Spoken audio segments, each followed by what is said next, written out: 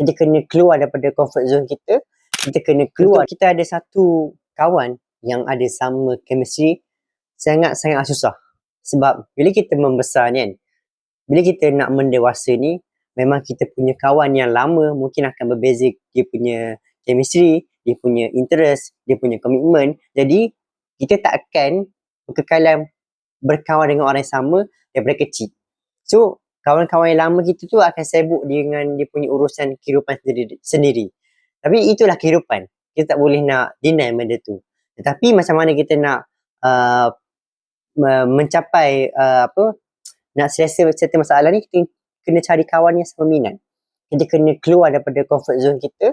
Kita kena keluar daripada kita punya kebiasaan kita. Kita cubalah berkawan dengan orang-orang lain. Dengan cara mungkin, kalau korang suka berlari, korang cuba join running club terdekat korang.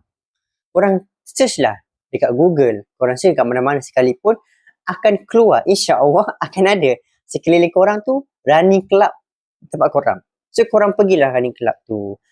Maybe kali pertama korang akan rasa awkward, korang rasa janggal, dan pelbagai lagi lah. Mungkin permulaan tu memang semua macam tu. Even saya sekalipun dulu macam tu. Tetapi bila dah lama-lama, korang rasa, bila korang tengok someone tu kan, kita tengok macam dia ni okey dengan aku kan, korang cuba tegur dia kan.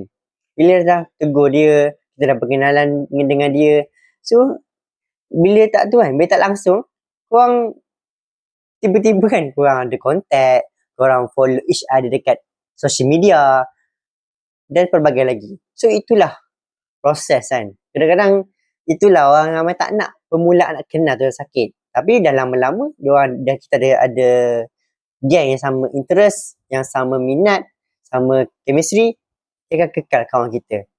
Thank you.